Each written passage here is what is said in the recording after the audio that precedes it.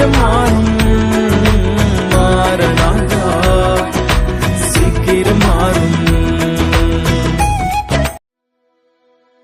ஆண்டவராகிய இயேசு கிறிஸ்துவின் நாமத்தினாலே உங்கள் யாவருக்கும் 2134வது காலை மன்னா செய்தி மூலமாக உங்களை சந்திப்பதில் மிக்க மகிழ்ச்சி அடைகிறேன். தேவனாகிய கர்த்தர் இந்த இரவு முழுதும் பாதுகாத்து அற்புதமாய் ஒரு புதிய நாளை தந்திருக்கிறார்.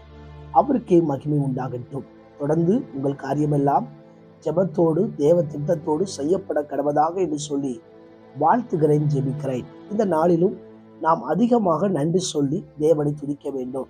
இந்த 2026ஆம் ஆண்டு முதல் மாதம் 31 நாட்கள் தேவன் உங்களையும் என்னையும் இந்த தேசத்தையும் அழகாக அற்புதமாய் அதிசயமாய் நேர்த்தியாய் நடத்தி கொண்டு வந்திருக்கிறார்.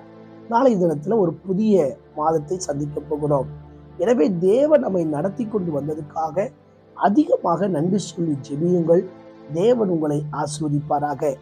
இந்த காலை மன்னா ஆதாரத்துக்காக எடுத்துக்கொண்ட வேத வசனம் 2 தீமோத்தேயு 4ஆம் அதிகாரம் 18வது வசனம்.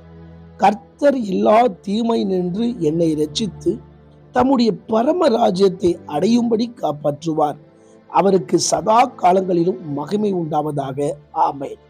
அப்போஸ்தலனாகிய பவுல் தன்னுடைய நிலைமையில கடைசி வார்த்தையாக விசுவாச வார்த்தையை தீமோத்தேயுக்கு சொல்லுகிறார். அதாவது பவுலுடைய வாழ்க்கையில சொல்றாரு, கர்த்தர் எல்லா தீமை நின்று ரட்சித்து. ஆண்டவராகிய தேவன் அப்போஸ்தலனாகிய பவுலுடைய வாழ்க்கையில எத்தனையோ தீமைகள் வந்தது. இன்னைக்கு அநேக நேரங்கள்ல விசுவாசிகள் நினைப்பாங்க, ரட்சிக்கப்பட்டு விட்டால் நமக்கு பலவீனம் இல்லை, ரட்சிக்கப்பட்டு விட்டால் நமக்கு உபத்திரம் இல்லை, ரட்சிக்கப்பட்டு விட்டால் போராட்டம் இல்லை, ஒரே ஆசீர்வாதம் தான், ஆசீர்வாத மழை தான் நினைப்பாங்க. அப்படி அல்ல. நம்முடைய வாழ்க்கையினுடைய பிரயாணத்துல பல நிலைகளை நாம் கடக்க வேண்டிய சூழ்நிலை வரும். அப்போஸ்தலனாகிய பவுலை கர்த்தர் தொட்ட மாத்திரத்துல நான் என்ன செய்ய சித்தமா இருக்கிறேன் என்று சொல்லி அந்த சித்தத்துக்குள்ளாக கடந்து வரும் பொழுது பல காரியங்களை, பல கஷ்டங்களை, சிறை அதிகாரிகள் தேவையில்லாத வார்த்தைகளை அப்போஸ்தலனாகிய பவுலுடைய வாழ்க்கைக்கு நேராய் வந்தது. ஆனால் அவருடைய வாழ்க்கையில ஆண்டவரை விசுவாசமாய் பிடித்து அவர் ஜீவித்தார். அப்போஸ்தலனாகிய பவுலுடைய வாழ்க்கையில எல்லாரும் கைவிடப்பட்ட சூழ்நிலை வந்தது. இதே அதிகாரத்துல 2 தீமோத்தேயு 4ஆம் அதிகாரத்துல 17வது வசனத்தில் அவர் சொல்கிறார், கர்த்தரோ எனக்கு துணையாக நின்று என்னாலே பிரசங்கம் நிறைவேறதுக்காகவும் புறஜாதிகள் எல்லாரும் கேட்கிறதற்காகவும் என்னை பலப்படுத்தினார். சிங்கத்தின் வாயிலிருந்து நான் ரட்சிக்கப்பட்டேன். அது அப்போஸ்தலனாகிய வாழ்க்கையில கடந்து வந்த பாதையை அவர் சொல்கிறார். ஆண்டவர் தான் என்னை பலப்படுத்தினார். எல்லாரும் என்னை கைவிட்டாங்க, ஆனா ஆண்டவர் என்னை பலப்படுத்தினார். நான் சிங்கத்தின் வாயிலிருந்து ரட்சிக்கப்பட்டேன். பாத்தீங்களா, அப்போஸ்தலனாகிய வாழ்க்கையில எவ்வளவு தீமை வந்தது. ஆனால் தீமையில கர்த்தர் ரட்சித்தார்.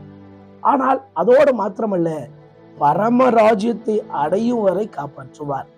ஆண்டவர் எதுவரை நம்ம நடத்துவார் அப்படி கேட்டா, பரலோகம் சேருகிற வரை நம்ம நடத்துவார். வேதம் சொல்லுகிறது, இந்த தேவன் என்றென்றைக்கும் உள்ள சதா காலங்களிலும் அவர் நம்முடைய தேவன், மரணம் பரியந்த நடத்துவார். பரம ராஜ்யம் அடையும் வரை கர்த்தர் நம்மை நடத்துவார்.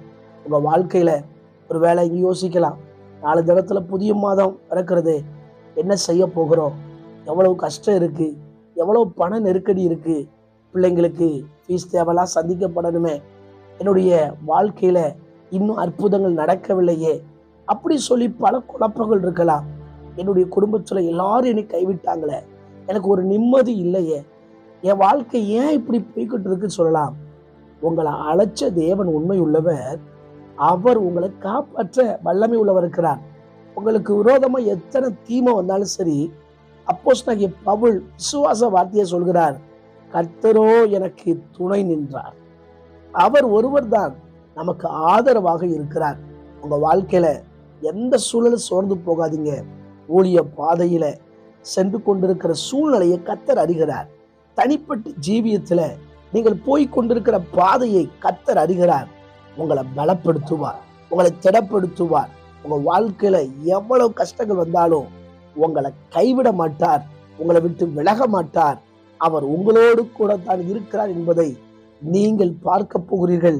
புறஜாதி மக்களை கர்த்தர் வசனத்தை கேட்க அப்போஸ்தலனாகிய பவுலை எப்படி பயன்படுத்துகிறாரோ அதே போல உங்களை கோடி மடங்கு பயன்படுத்துவார். ஆண்டவர் உங்களை நடத்துவதை பார்க்க போகிறீர்கள். கண்களை மூடி ஜெபிப்போமா? எங்களை நேசிக்கிற நல்ல தகப்பனே, இந்த வேலைக்காய் வருகிறோம். அருமையான காலை மன்ன நேர்களை இம்மட்டும் காத்து நடத்தி ஆண்டவரை பரம ராஜ்யத்தை அடையும் வரை காப்பாற்றுவார் என்ற விசுவாச வார்த்தை அப்போஸ்தலனாகிய பவுலுக்கு இருந்தது. அதே வார்த்தை எங்களுக்கு உரித்தாகட்டும். இந்த பூமியில எங்களை கொண்டு செய்ய வேண்டிய காரியத்தை ஆண்டவரை செய்வீராக. மீண்டும் ஒரு புதிய மாதத்தை தரப்போகிறேன். உமக்காக நாங்கள் பிரகாசிக்கிற சுடர்களைப் போல பிரகாசிக்க உதவி செய்யுங்கப்பா.